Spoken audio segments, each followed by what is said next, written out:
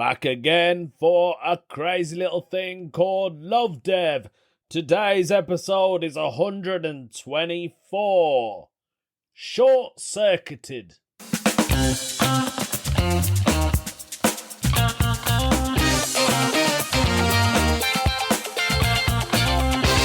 Somebody just walked past my house as soon as I pressed record on the podcast. It's a junk lady. Junk lady with a junk leaflets.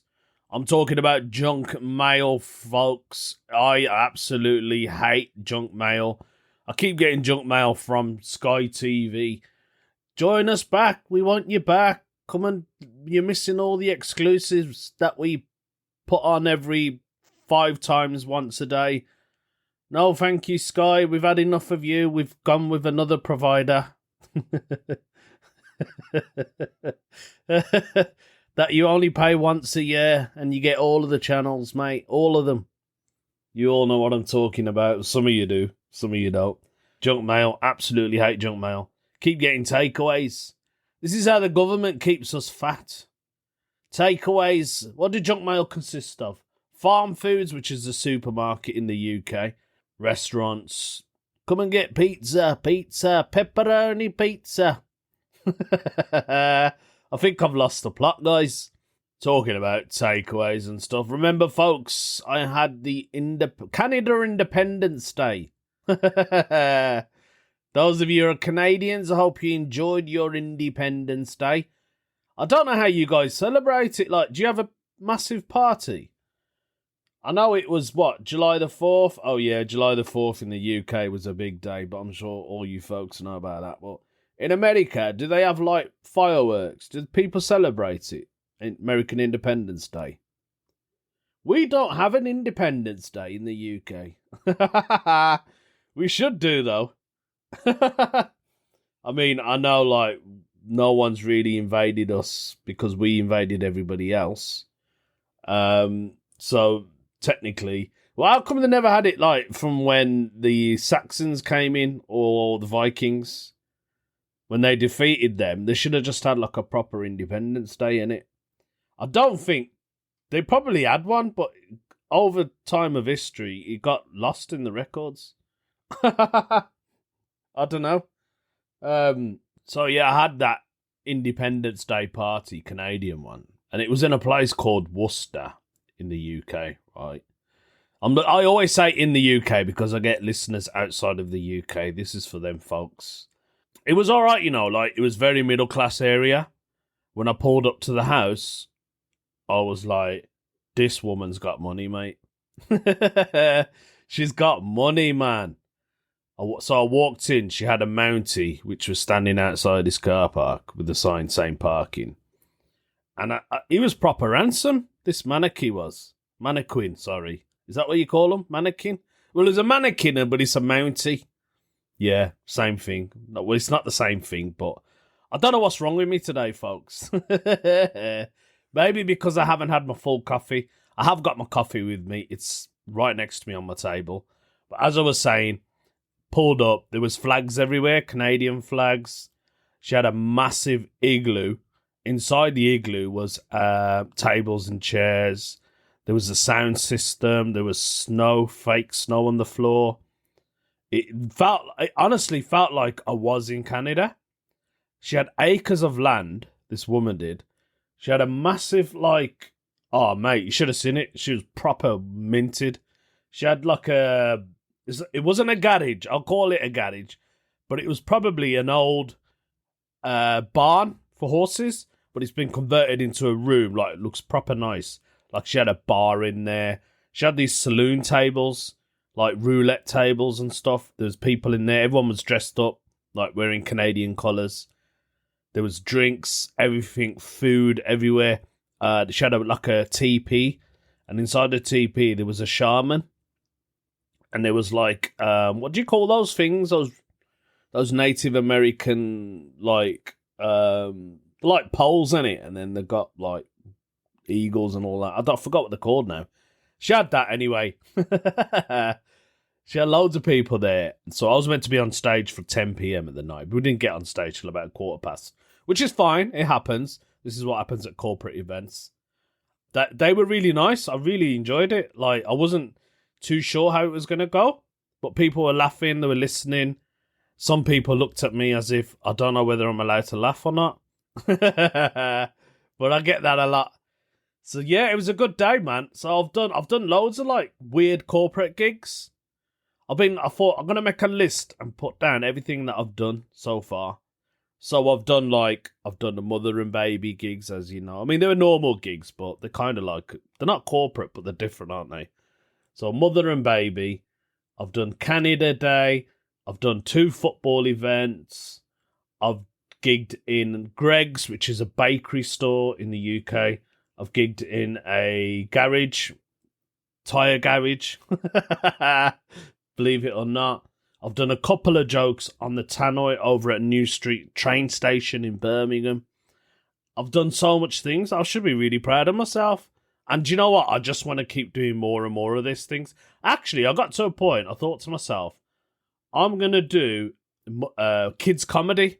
I was chatting to a friend of mine. So there's a comedy club in Liverpool called Hot Water. I'm sure thousands of you have heard of it.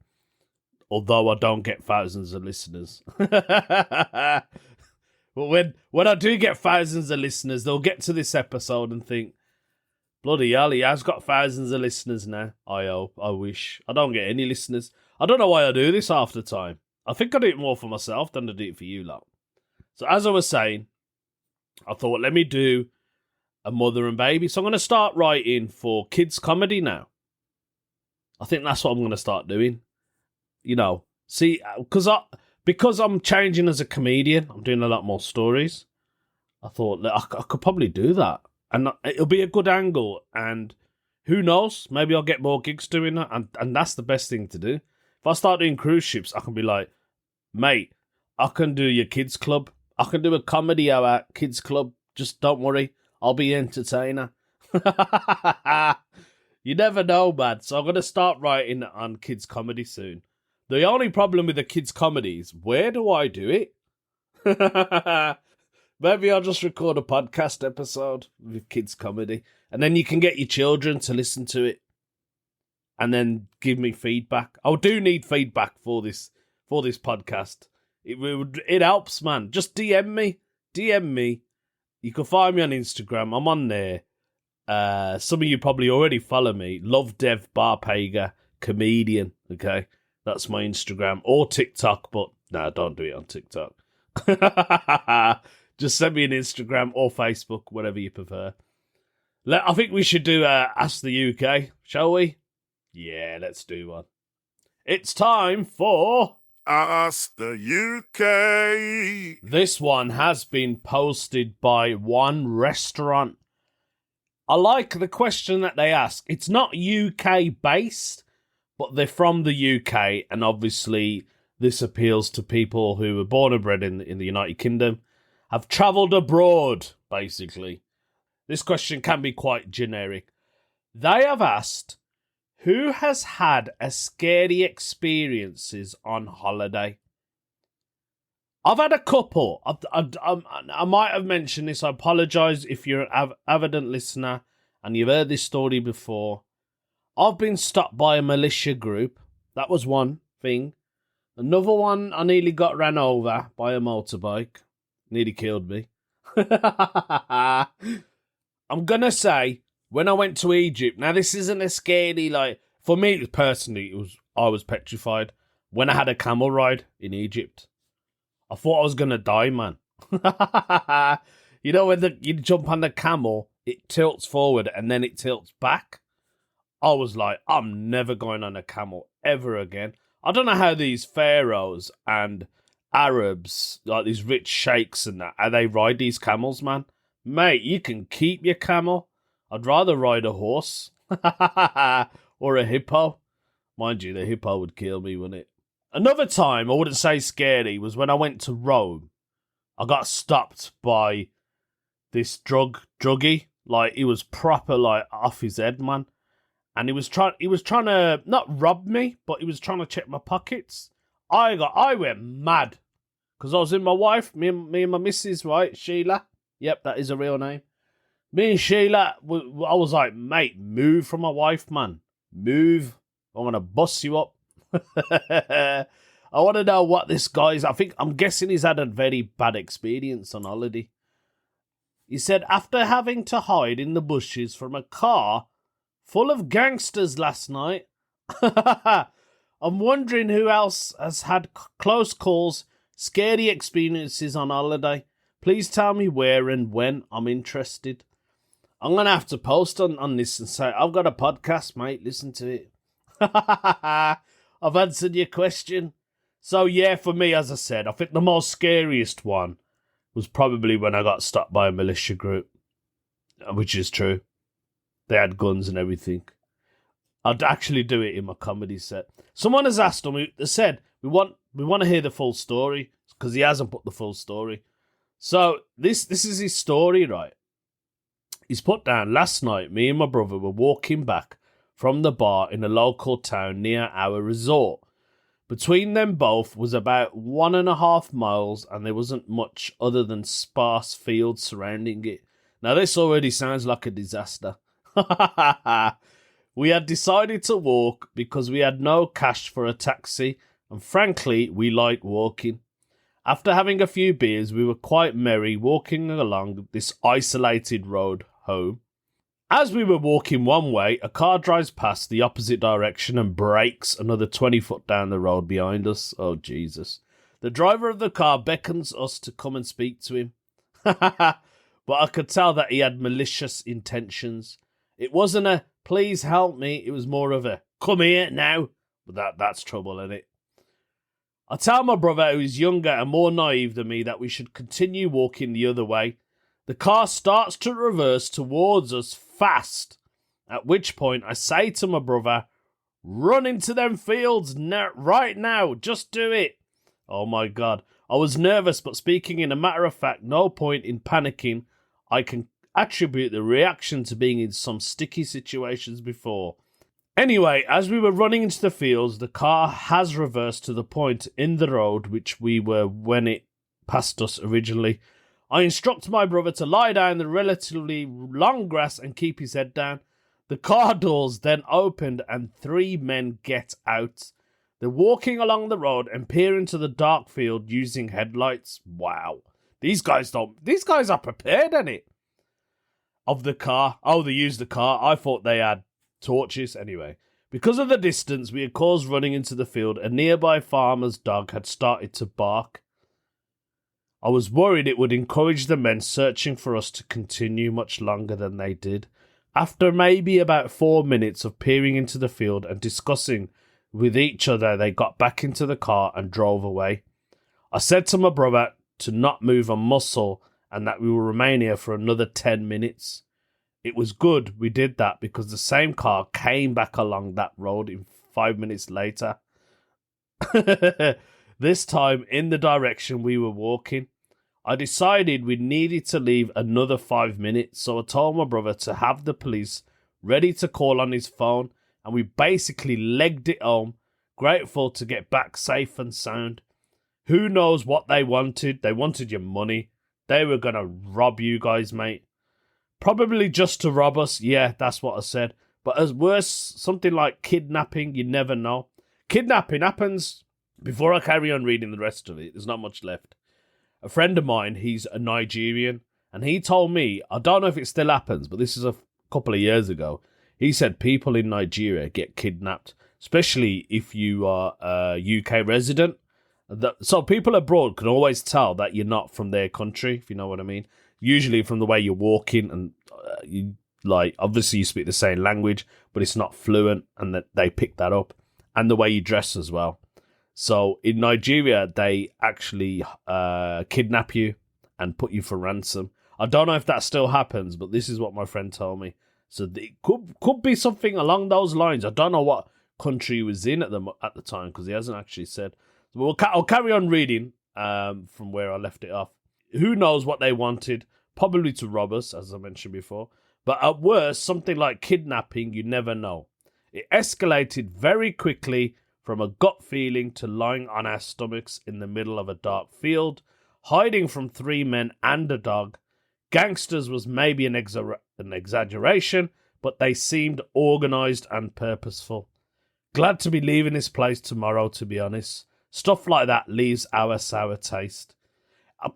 Stuff like that, it does, man. It puts you off the country. Really. Like, you're like, I'm never coming back here again, man. I've had the worst experience. So he said, similarly, I've never liked Bali after being beaten up in the jungle by 30 Indonesian men. Wow. So it was, I don't know whether it was in Bali or, I don't think this happened in Bali. He hasn't actually said where it happened. I'm trying to scroll down to see if he's mentioned where he was. He hasn't actually mentioned where he was. I'm guessing it's a poor country, a very poor country where there's a lot of crime. I remember when we went to Bulgaria very long time ago, and there was this kid with a dog, right? Puppy. He had a puppy in his hand, and he was begging for money, and we wouldn't give him any money. And he started swearing at me and my wife. And there was this guy next to us, and he drives those little trains, you know, those little kid trains, the motorized one that goes around the resorts. So he was driving that, and he said to us, "Don't give him any money. He works for the gang. He works for the mafia." I was like, "Really?" He said, "Yeah." He said all they do is they pick up wild animals from the streets, they carry them around, they beg for money, pretending they're poor, and then they give that money to the gangs. And then they get rid of the animals. They don't even care about the animals. They either throw them or they kill them. Fortunately, this is what he told me by his own mouth, that they actually kill the animals. And I think, wow, this is what goes on in other countries. But, I mean, as a traveller, I love... So if I go to a nice country, I don't like going the touristy parts. I know this sounds crazy, but I like to see the country. Like, I like to see the real country. So when me and my wife got married, we went to Dominican Republic. And we got so sick of the resort, we left it. And we ended up finding a local village. We met local kids. They were so nice. And then we found a little cave place. And one of the locals took us around. And he was dead nice, this guy was. He didn't rob us. He could have, though. In all honesty, it could have happened. But he didn't. So, yeah. Anyway, what a fascinating story. So I've already gave my ones. If you guys have had a bad experience, as I said, DM me, let me know. I'll give you a shout out. I will read your comments. I like to have a bit of engagement with my audience to know who's from where. If it's a short story, if you don't want to give me the full thing, details, that's fine. If it's too traumatic, forget I even mentioned it.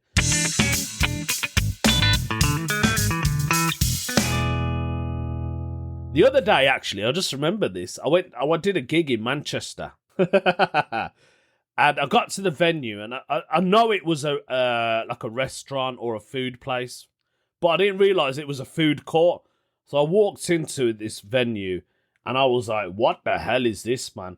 It was a massive food court, and there was like different food vendors around it. And it felt like a very studenty area, so it was full of students, but it wasn't. It could be. It was a nice part of Manchester called the Quays. I've never been there, to be honest. And it did remind me of Birmingham Canals a little bit. But I'll be honest, this looked much nicer.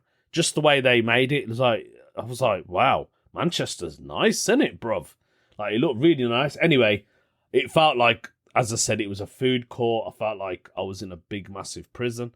I mentioned that to the audience and they laughed. I said, I feel like I'm in school. It feels like I'm in assembly and I've just interrupted it. But when I walked in, it was noisy. And I was like, oh my God. That's because people were still eating. And there were people there that weren't even watching comedy.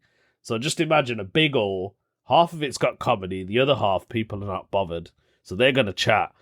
And I thought, oh my God, this is awful. I'll be generally honest. I thought it was awful. I absolutely enjoyed it. By the time I was on, all the food stores shut down. Everything was closed. It was just people in there for the comedy. There was over 100 people in there, and it was nice. I went into the audience, and I felt like I was part of them. So I felt like I was just their mate, you know, just entertaining my friends, and I really, really enjoyed it. I think I did 30 minutes at the end. So the guy who ran it, Adam, he was like, you can do 25, 20, whatever you want. You go over if you wanna. So I thought, but my watch went off at 25 minutes, and I was like, I'm really enjoying this to myself. I thought I'm just gonna stay. So I did another 5 minutes, and I think I did 30 in total. So that was a lot of fun. That gig was very, very fun. Before we do no stupid questions, because wow, this podcast has sped up, man. I didn't realise the time on this podcast already. Let's do a no stupid questions.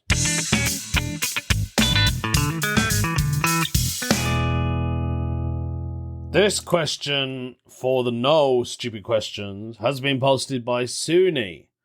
And their question is very, as I said, it's bizarre, so I like it. It's put down, why do people cry on their birthdays? Why do people cry on their birthdays? I've never seen anyone cry on their birthday, but I'm guessing if you do cry on your birthday, it's probably because maybe you had a previous partner and you split up and they're not with you anymore. Or you've had a member of family or a close friend that's gone and they're not there. I've never seen anyone. Oh, actually, I have cried on my birthday. I have. I remembered now. And I can't remember what it was. I was a kid and I was in India and I remember this. It was my birthday. And something happened. I'll see if it will come back to me. But anyway, I remember my grandma, she got me a cake. And all my family was singing happy birthday to me. And if you look at the photos, I'm not crying, but you can see I'm really sad. And then you could see my grandma smiling to look at me as if to say, grow up, you daft child. I can't remember what it was now. But yes, I have cried on my birthday. But I can't remember what the reason was. If it comes back to me, I'll tell you. But anyway, he's put down, personally, I feel indifferent about my birthday.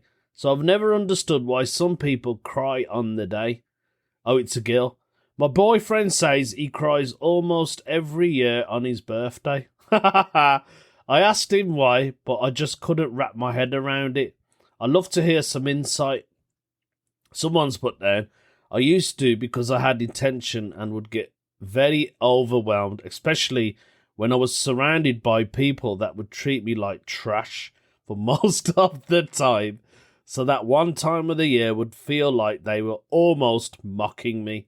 People also made it an effort to make it all about them, and I just wanted to relax in peace by my lonesome. I'm also heavily introverted, and being around 50 people was just so much for me to handle. Oh, I know my son cries. He doesn't do it now, but because my son's autistic, right, he doesn't like noise in it. So when people used to sing happy birthdays quite loud, I think it really irritated him.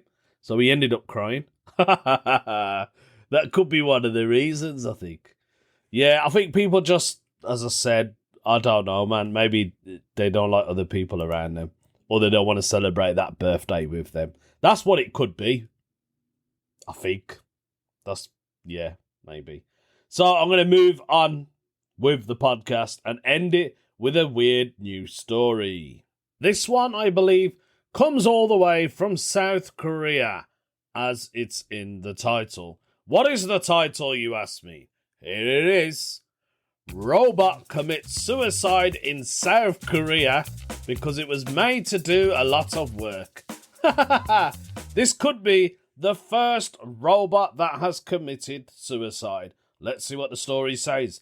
In a surprising turn of events, a robot civil servant working for the Gummy City Council, is that like gummy as in the sweets, gummy bear, in South Korea has sparked a national debate after what many are calling the country's first robot suicide. The incident happened around 4 p.m. last Thursday, leaving the community both puzzled and mourning. They were actually mourning for this robot.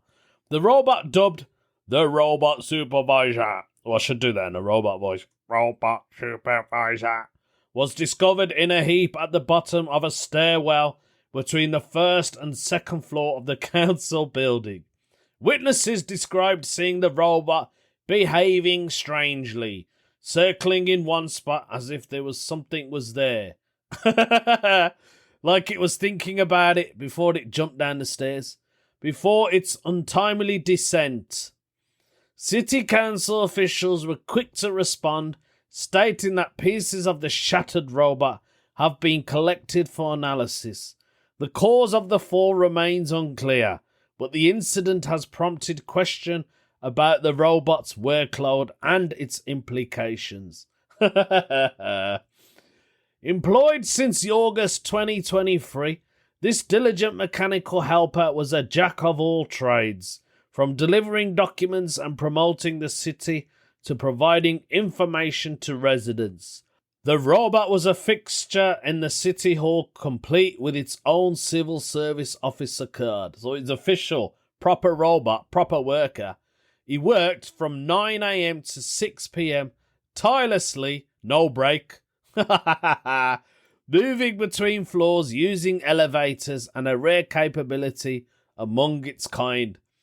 The robot was developed by Bear Robotics, a startup from California known for creating robot waiters.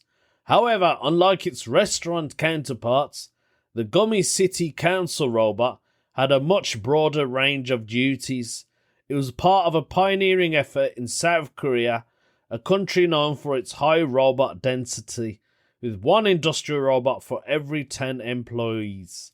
According to the International Federation of Robotics, the robot's sudden demise has stirred up a mix of emotion and opinions in local media and online forums. Some people are questioning whether the robot was overworked, while others wonder about the broader implications of integrating robots into everyday human tasks. For now, the Gumi City Council has decided not to replace their fallen mechanical colleague. The tragic event has led to a pause in their robot adoption plans, reflecting a moment of reconsideration in a nation famous for its enthusiasm for automation. So, was it really a robot suicide or just a tragic malfunction?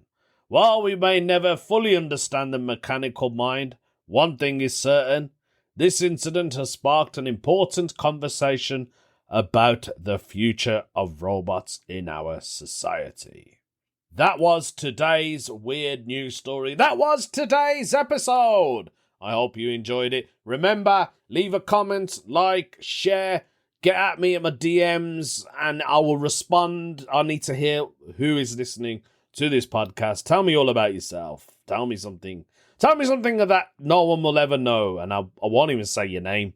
I'll just say this person had this problem, or, got stopped by a gang. If you do get stopped by a gang, or if you see a robot committing suicide, let me know.